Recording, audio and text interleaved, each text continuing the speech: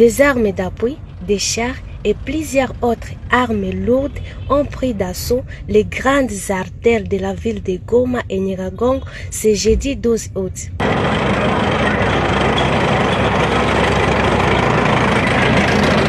Il s'agit non seulement d'une démonstration de force, mais aussi et surtout d'un message fort lancé à l'endroit des groupes armés locaux et étrangers qui équiment le Nord Kivu.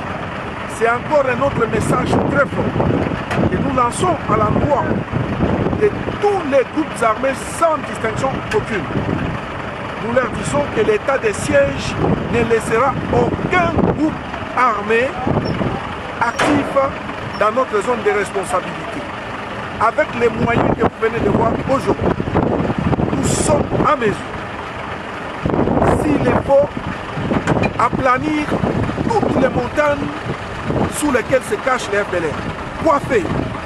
toute la forêt de Mayangos, toute la forêt du Grand Nord, pour qu'on en finisse une fois pour toutes avec les ADER et de tous les autres groupes armés. C'est dans le cadre de l'état de siège décrété au Nord Kivu et à Ituri que le président de la RDC et commandant suprême des forces armées de la RDC a mis à la disposition de son armée ses moyens matériels et humains en fait de redonner la paix à la population dans cette partie du territoire national. Mais écoutez, la population de Goma doit savoir qu'en décrétant l'état de siège, le commandant suprême a suffisamment équipé les forces armées de la République démocratique du Congo pour dire que cette population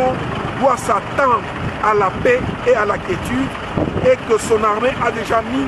toutes les batteries en marche. Notons que le général de brigade Chinkobo Gisle, commandant de la 34e région militaire et d'autres officiers de la garde républicaine ont été présents à cette activité.